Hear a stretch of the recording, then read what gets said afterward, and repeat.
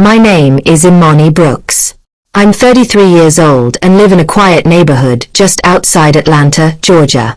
I'm an administrative coordinator at a health insurance company, and most evenings it's just me keeping our little townhouse in order. No kids. No commotion. Just me and my husband, Quentin Miles, two black professionals who look picture perfect from a distance. Quentin is my age, a team lead at a large logistics company. He wears confidence like a custom suit, sharp fades, pressed collars, and that practiced, steady voice people trust in meetings. To the outside world, I probably look lucky. But our house carries a chill even in summer. Long pauses, careful small talk, and rooms that echo. That day was supposed to mean something. July 18th, our anniversary and his birthday. 8 years since we said, always. I left work early, drove 40 minutes crosstown to pick up his favorite small batch bourbon, and splurged on short ribs from a gourmet butcher because he loves them.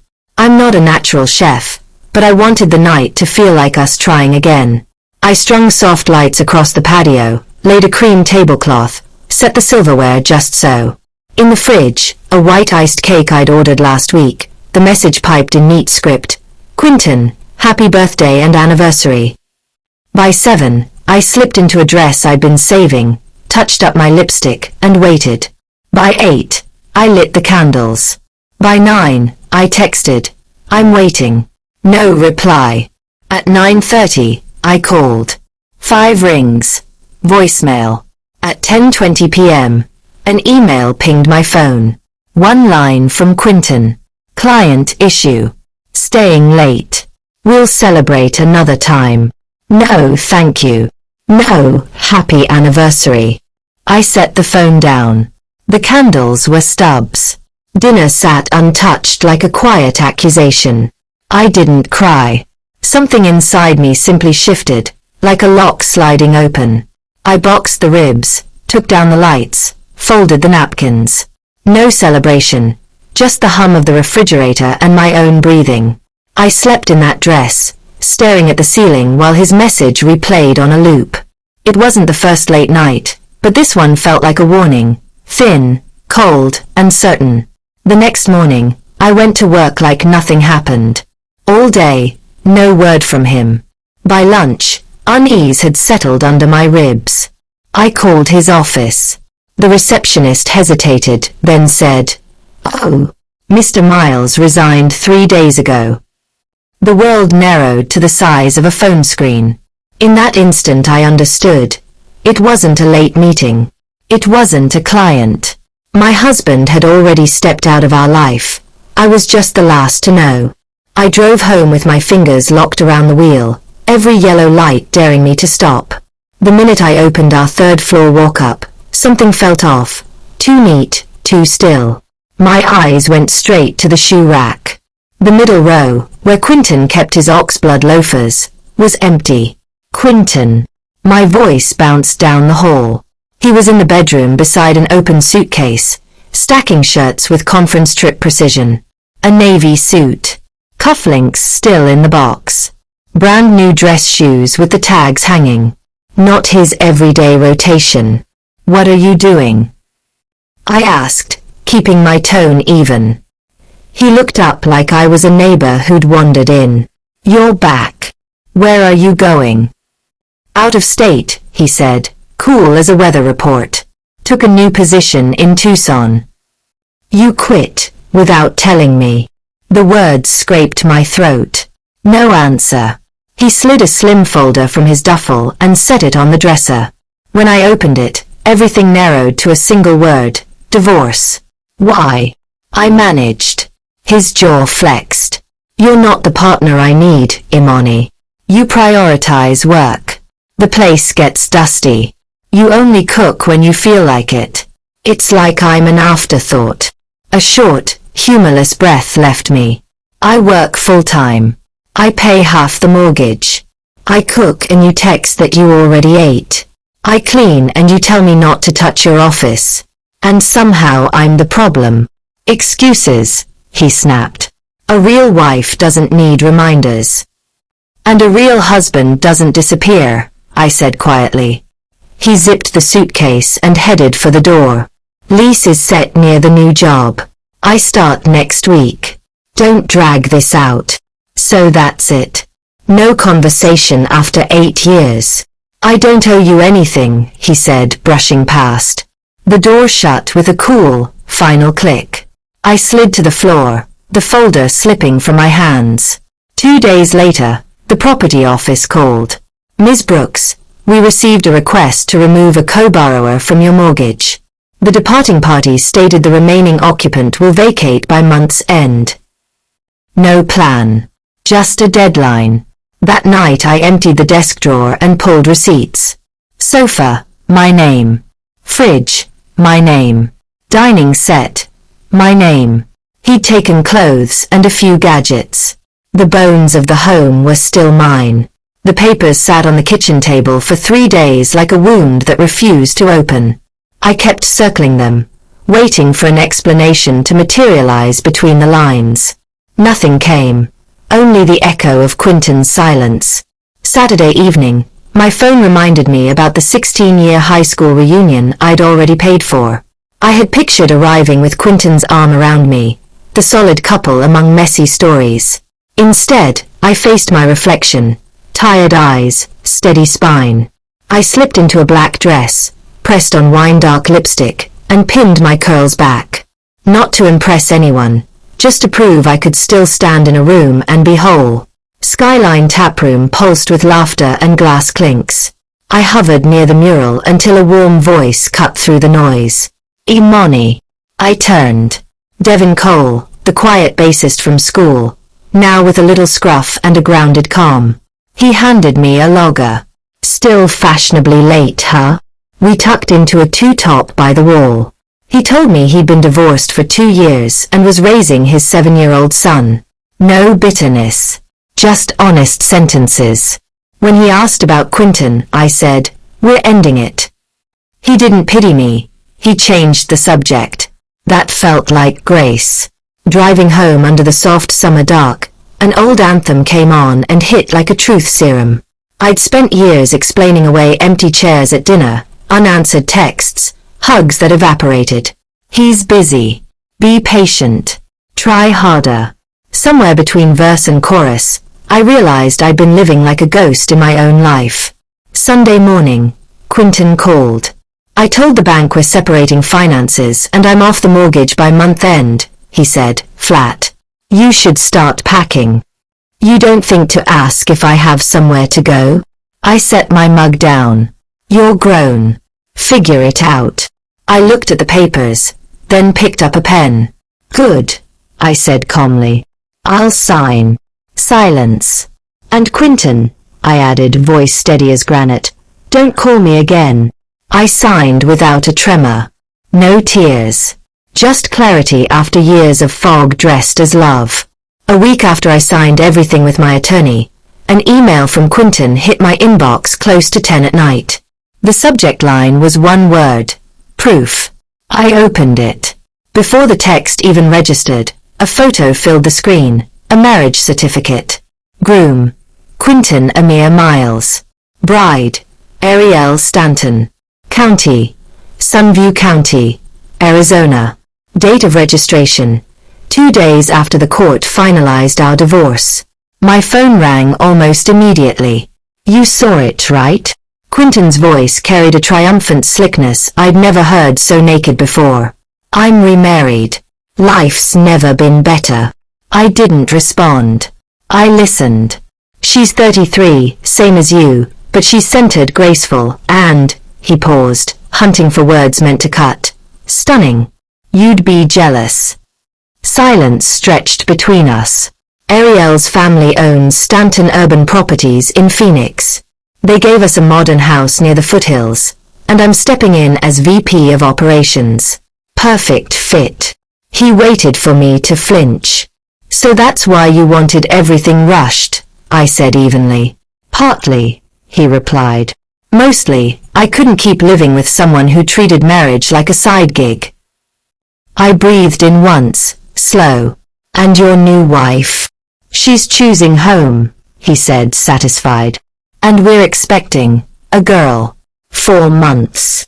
Each sentence fell like a dull blade, severing a thread that should have snapped long ago. What surprised me wasn't pain. It was stillness. After we hung up, I typed Ariel Stanton into a search bar. Pages unfurled, gallery openings, charity galas, rooftop events brimming with gloss. Then a tag pulled me back to a face from another era, Ariel Ellis, our high school classmate. Tight curls, stubborn acne, braces that flashed under cafeteria lights.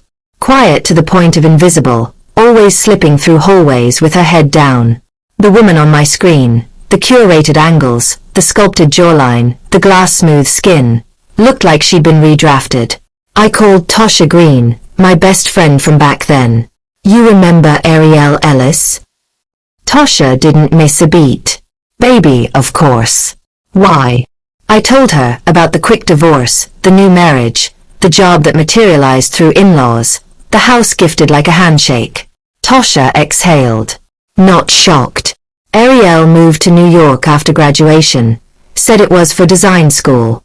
Word was she attached herself to a much older developer, married, who liked his protégés pliable. When that dried up, she reappeared out west with a new face card. Nose, chin, jawline, skin treatments, the works. Opened a gallery in Phoenix and learned to choose her circles like stock picks. I stared at the wedding photo again. Crystal vases, perfect lighting, the kind of smile that knows it's being photographed. The image glittered, but underneath I could feel the scaffolding, prep, polish, and a plan. Be careful, Tasha added softly. People who rebuild themselves that thoroughly, they don't like anything reminding them of what came before. I won't be anyone's reminder, I said. That night, I set my phone face down and sat in the quiet. No tears. No bargaining with the past. Just the simple math of what remained. A woman who signed her name, stood up, and kept breathing. A man who traded history for access. And someone else, Ariel, who'd reinvented herself so completely she might have believed reinvention and truth were the same thing. The photo glowed from the screen one last time before I locked it. Their perfect moment, sealed in digital glass. I turned off the lamp. The room went calm, no drama, no declarations, only the steady rhythm of my own life. Months slid by, quiet and steady. I kept my phone on Do Not Disturb most days, but one evening a short text from an unknown number cut through. Imani, are you free? Need to talk. Serious. I didn't answer. 15 minutes later, my phone rang. Quinton. Ariel had the baby, he blurted the moment I picked up. A girl. I waited. She doesn't look like me, he said, voice tight. Or Ariel. Not even a little. I pressed my lips together to keep the laugh from slipping out. Babies change every week. Maybe she takes after family you haven't met. I thought that, he said quickly. But I already did a test. He swallowed. The lab confirmed she's mine. Why doesn't she resemble either of us? I leaned back in my chair, staring at the wall where the evening light pooled. You want honesty? Silence. While I was packing up the townhouse, I said, I found your old senior year album at the bottom of your desk. Thick frames. Crooked smile. Breakouts along your jaw. A rounder face. Took me a minute to recognize you. He inhaled sharply. You went through my things? I cleaned the way you always said I should. I replied even. You've worked hard on yourself since then. Braces off, dermatology, gym, a sharper wardrobe. Nothing wrong with that. But you can't edit DNA like a profile picture. The line went quiet. You think I'm ashamed of who I was? He asked finally. I think you've been trying to outrun him, I said. And I think that little girl arrived carrying a mirror you didn't expect. He exhaled, ragged. What about Ariel?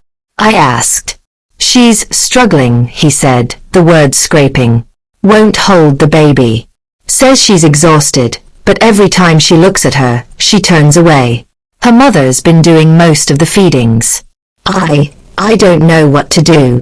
Something heavy rose in my chest, not for him, but for a child already meeting rejection where welcome should live. You once told me I failed as a wife because I wouldn't sacrifice enough, I said quietly. But this isn't about sacrifices or roles. It's about honesty. Don't hand that baby your shame. Don't let her learn it secondhand. He started to speak, but I was done lending him my steadiness. You don't need advice from me, I said. You need to show up. I ended the call before he could answer and blocked his number. Then I turned off the lamp, let the room settle, and sat with the simple relief of a boundary held. No speeches. No second guessing. Just the sound of my own life, steady and intact. 11 months after that last call, Quentin was little more than background noise in a life that finally sounded like mine. I moved to a sunlit walk-up in Savannah, Georgia, a few blocks from a park where the oaks lace the sky. The balcony holds 3 pots, basil, mint, and rosemary, and every morning I brew coffee, water the leaves, and let quiet be the first thing I hear. I kept my job but shifted to a 4-day schedule. Evenings belonged to slow dinners and long walks. Saturdays to a ceramics class where clay remembers the shape of your hands. I text with Devin Cole sometimes. Co-parent schedules, kid-friendly festivals, the kind of everyday talk that never asks for more than we're ready to give. We meet up now and then, sit by the river with paper cups and easy silence. No vows. No performances. Just 2 people who enjoy the absence of drama. Life found its rhythm. Not flashy, steady. One early fall afternoon, I ran into Tosha Green at a used bookshop on Whitaker. We traded quick hugs over a stack of paperbacks. Then she lowered her voice. You heard anything about Quentin? She asked. I shook my head. Ariel is meeting with a divorce attorney, Tosha said. Word is he's been seeing a junior analyst at Stanton Urban Properties. HR got involved. Her parents are not thrilled. I felt nothing break inside me, only the sort of calm you get when the sky does exactly what the forecast said it would. Tosha scrolled and showed me a clipped message from a Phoenix friend. Internal review, leave of absence, whispers about his VP title being reconsidered. The house near the foothills? Held in a family trust, not in their names. And the baby? I asked. Little girl's doing fine, Tosha said. Ariel's mom has stepped in a lot. Folks say Ariel's working through some things. Postpartum, identity stuff, all of it layered. I thought of that tiny new face meeting the world, meeting grown people's unhealed stories. A tender ache moved through me, not for the adults who curated their reflections, but for a child who deserves truth spoken gently and love that isn't conditional.